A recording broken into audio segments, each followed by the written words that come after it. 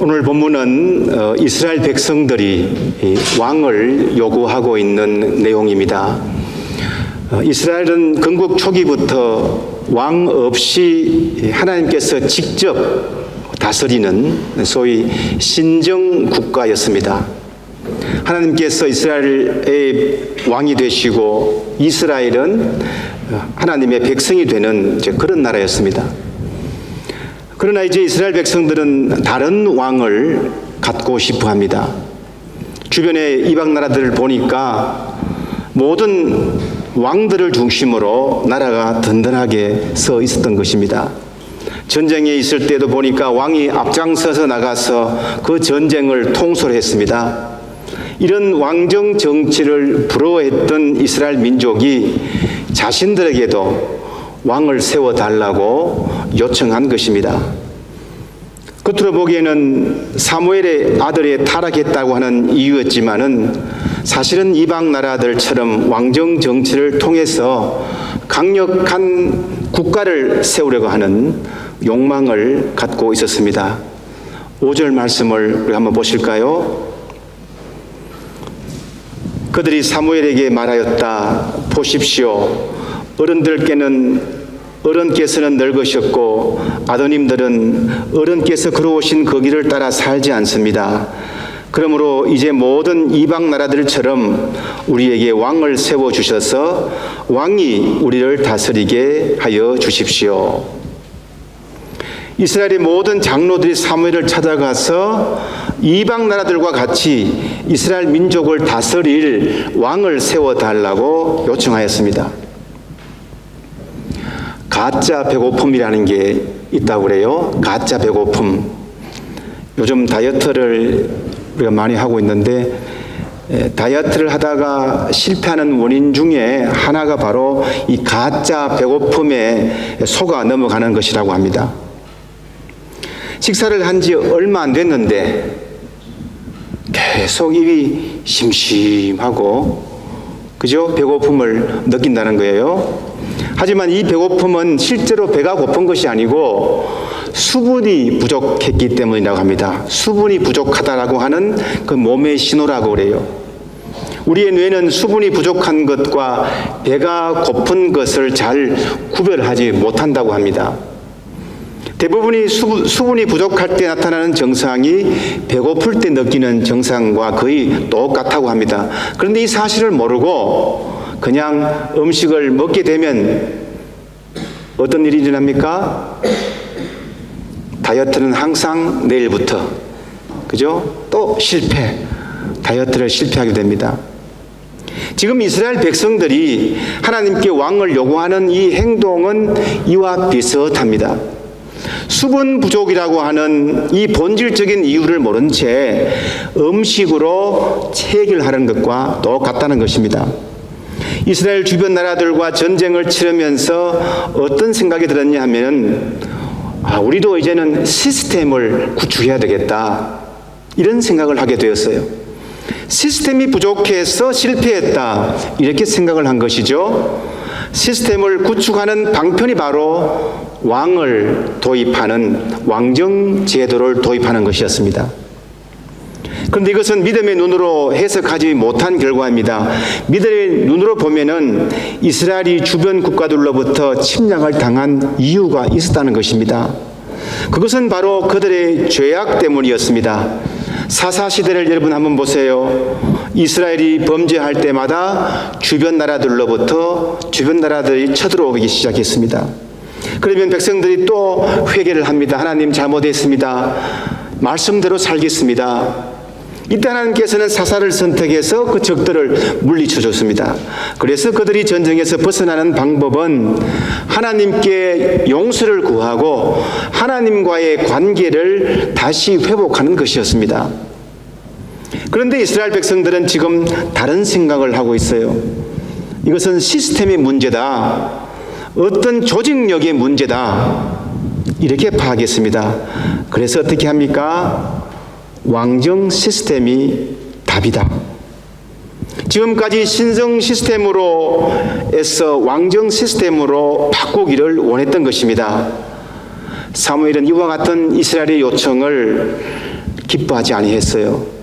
왜 그럴까요? 왕을 요청한 그 사실 때문에 기뻐하지 않은 게 아니고 그 요청의 근본적인 동기가 잘못되었다는 것입니다. 7절 말씀을 한번 여러분 보시기 바랍니다.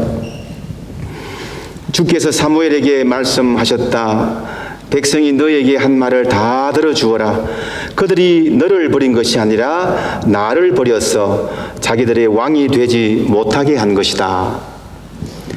하나님께서는 이렇게 말씀하세요. 이스라엘이 왕을 요구한 것은 그들이 왕 대신 나를 버린 것과 같다라고 말씀합니다. 하나님께서 얼마나 섭섭하셨겠습니까? 마지못해 허락은 했지만 용납되지는 않았습니다.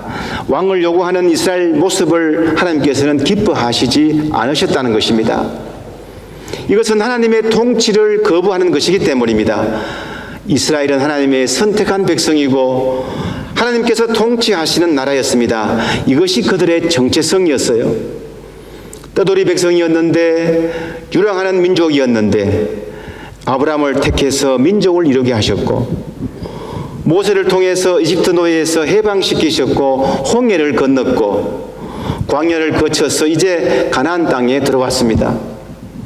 12지파에게 땅을 분배했고, 사사를 통해서 적들을 물리쳐 주셨어요. 수많은 위기 속에서도 하나님의 도우심으로 나라를 유지할 수 있었습니다. 그런데 그들은 이 하나님의 은혜를, 이번 사람이라고 하는 이 정체성을 스스로 버리고 말았습니다. 하나님의 은혜를 잊어버리니까 하나님이 보이지 않고 문제가 더 크게 보이기 시작합니다. 하나님의 은혜를 잊어버리니까 삶이 불안합니다. 그 불안한 마음을 시스템으로 보충해 보려고 한 것입니다. 하지만 시스템으로 살아가는 것은 이 믿음의 눈으로 보면요, 여러분 가장 낮은 수준의 삶이에요. 그들이 너를 버린 것이 아니라 나를 버려서 자기들의 왕이 되지 못하게 한 것이다. 이 말씀에 우리가 주의할 필요가 있습니다.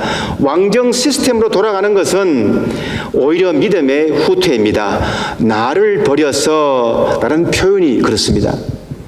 스스로 살아보려고 한다는 것입니다. 시스템으로 살아서는 안 됩니다.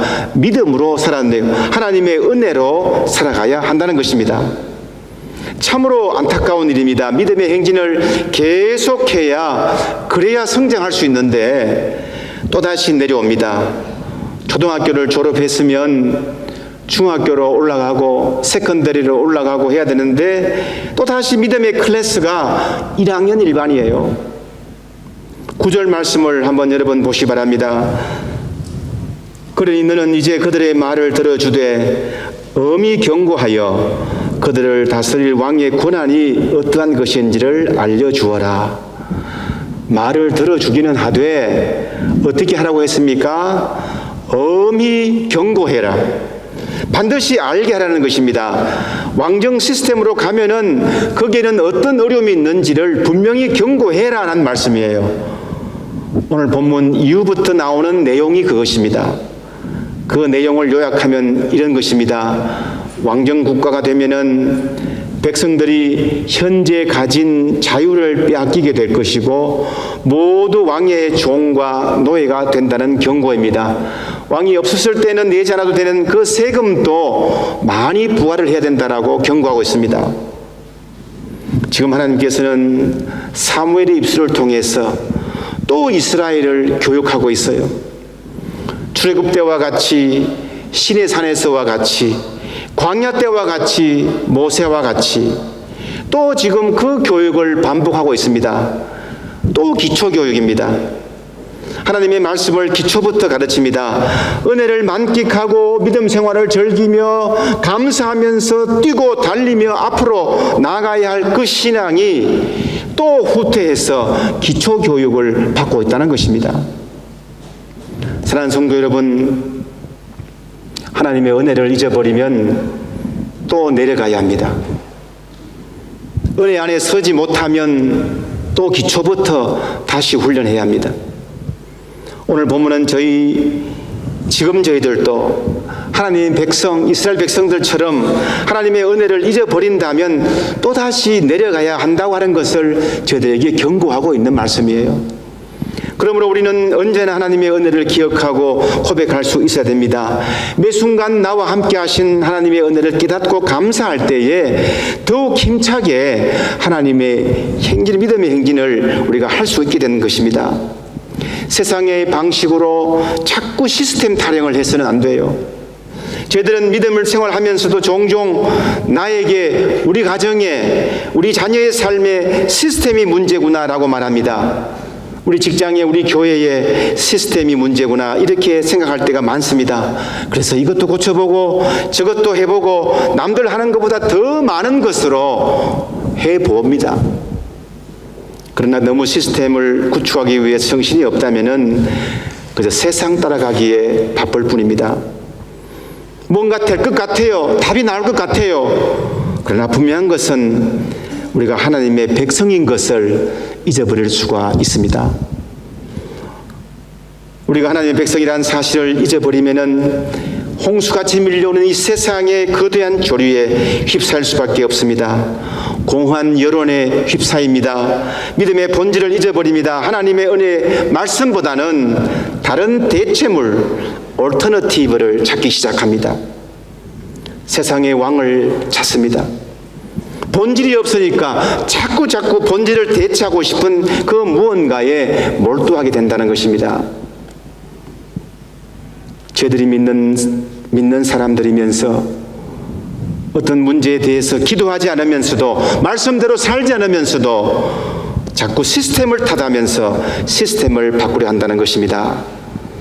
수단과 방법을 가리지 않고 경쟁에서 이기려 하고 믿음 생활에서 희생이나 헌신을 어리석은 것이라 생각하고 자신에게 이익이 되는 것만 선택하기가 쉽습니다. 시스템의 변화가 아닙니다. 나의 변화입니다. 자신이 누구인지를 분명히 알아야 합니다. 나는 하나님의 백성이다. 우리 가정의 주인은 하나님이시다. 우리 교회는 예수 그리스도를 머리로 하는 성령 공동체다. 이 사실을 분명히 우리가 알아야 합니다. 이것이 변하지 않는 우리의 시스템이에요. 사랑하는 성도 여러분, 오늘 6월 첫 번째 주일, 저희 교회에서는, 그리고 교회력에서도 올해 하반기가 이미 시작이 되었습니다. 지난 6개월을 어떻게 살아왔습니까? 어떤 문제를 만날 때마다 영적으로 평가기보다는 기계적으로 평가하는 경향이 있지는 않았습니까? 그래서 필요한 것은 나의 회개보다는 우리 시스템의 변화라고 생각하지는 않았습니까? 그러면서 점차 하나님의 은혜는 잊어버리고 시스템에 집착하면서 영적으로 더 메말라가고 조급해지고 더 두려워하지는 않았습니까? 우리 자신을 먼저 살펴보기를 원합니다. 무엇보다도 하나님과의 관계를 점검할 수 있기 바랍니다. 본질을 제고해야 합니다.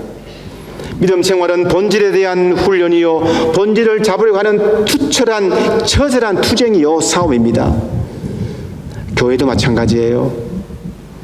어떤 시스템으로 교회가 서는 것이 아니고 하나님의 은혜로 서 있어야 합니다. 우리 모두가 하나님의 은혜로 교회에서 봉사하고 찬양하고 기도하고 예배드리고 하나님의 은혜로 선교로 나가야 하는 것입니다. 세상의 기관들은 강력한 시스템으로 통제하고 움직입니다. 하지만 교회는 시스템이 아니에요. 하나님께서 우리 왕이 되셔야 합니다. 왕을 바꿔야 합니까? 이스라엘 백성들이 변해야 합니까? 왕만 바꾸면 모든 문제가 해결되리라고 믿는 것은 오만이고 자만입니다. 저에게는 그런 강력한 왕이 없어요. 다만 충실하신 우리의 중보자 예수 그리스도만 있을 뿐입니다. 지난 6개월 어떤 시스템이 우리 교회를, 우리 가정을, 직장을, 사업을 움직일 것 같지만은 오직 성령님의 인도하심이었고 모든 것이 하나님의 은혜였습니다. 우리의 헌신, 사랑, 섬김, 선교의 모든 활동도 하나님의 은혜가 있었기에 가능했습니다. 앞으로 또 6개월을 하나님의 은혜가 시스템을 이끌어 나갈 수 있기 바랍니다. 하나님의 풍성하신 은혜가 우리 가정의, 직장에, 사업에, 자녀의 삶에 차고 넘치기를 주님의 이름으로 축원합니다. 아멘. 사랑이 많으신 하나님 아버지, 지난 전반기도 주님께서 친히 인도해 주시고 오늘도 새로운 결단으로 말씀 앞에 서게 하시니 감사함을 드리옵나이다. 때로 우리의 본질에 대한 회개와 본질의 점검 없이 나 외에 다른 것을 평가하면서 시스템으로 교회 생활, 믿음 생활 하려고 했던 제들을 다시 한번 회개하오니 나의 믿음의 삶을 뒤돌아보게 하시고 이제 하나님께서 우리와 함께 하시며 하나님이 우리의 왕이신 것을 다시 한번 깨닫고 이 변하지 않는 시스템이 우리 교회의 시스템이요 가정과 직장과 사업의 근본이 될 수 있도록 인도해 주시옵소서. 예수님의 이름으로 기도드리옵나이다. 아멘.